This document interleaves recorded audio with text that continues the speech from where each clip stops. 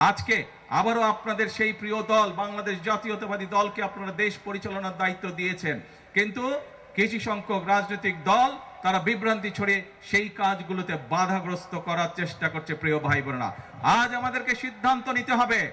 আজকে আমাদেরকে সিদ্ধান্ত নিতে হবে বাংলাদেশের সকল গণতান্ত্রিকামী মানুষ যারা গণতন্ত্রে বিশ্বাস করে, যারা কথা বলার স্বাধীনতা বিশ্বাস করে, প্রত্যেকটি মানুষকে আজকে সিদ্ধান্ত নিতে হবে যে এই বিশৃঙ্খলাকারী যারা যারা রাজপথে এসে রাজপথ বন্ধ করে দিতে চায়, যারা মানুষকে বিভ্রান্ত করতে চায়, তাদের বিরুদ্ধে কি ব্যবস্থা আমরা গ্রহণ করব।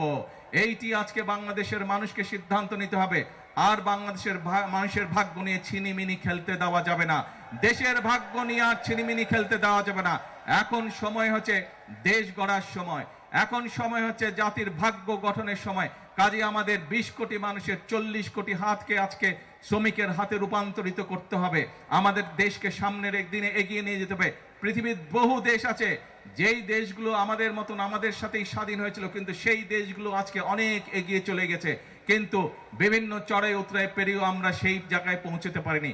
আজ আমাদেরকে সিদ্ধান্ত নিতে হবে যে আমরা দেশের উন্নয়নে, মানুষের ভাগ্যের উন্নয়নে আজ আর কোনো বাধা মানব না। আজ আপনারা দেখেছেন যে এখানে সামান্য কয়েকজন মানুষকে আমরা দলের পক্ষ থেকে এবং সরকারের পক্ষ থেকে আমরা চেষ্টা করেছি সহযোগিতা করার জন্য। ঠিক যেভাবে আমরা চেষ্টা করছি যে মা বোনদের পাশে ফ্যামিলি কার্ড নিয়ে তাদেরকে সহযোগিতা করার জন্য, কৃষক ভাইদেরকে কৃষি কার্ড দেওয়ার মাধ্যমে সহযোগিতা করার জন্য। কারণ প্রথমে যেই কথাটি বলেছি যে বিএনপি হচ্ছে সেই দল যেই দল দেশের জন্য রাজনীতি করে। বিএনপি হচ্ছে সেই দল যেই দল দেশের মানুষের জন্য রাজনীতি করে। কারণ সকল সময় বিএনপির প্রত্যেকটি নেতাকর্মী একটি কথা বলে থাকে যে আমাদের সকল রাজনৈতিক ক্ষমতার উৎস হচ্ছে বাংলাদেশের জনগণ।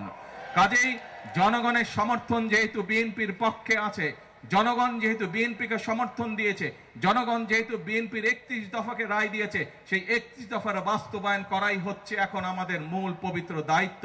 কারণ জনগণ যখন 31 দফার পক্ষে রায় দিয়ে দিয়েছে, এটি আর তখন 31 দফা বিএনপির নয়, এই 31 দফা হচ্ছে জনগণের দফা। কাজে জনগণের দফা পূরণ করার জন্য, জনগণের দফা বাস্তবায়ন করার জন্য বিএনপি সকল প্রতিবন্ধকতা মোকাবেলা করে বিএনপি সামনের দিকে দেশকে এগিয়ে নিয়ে যাবে।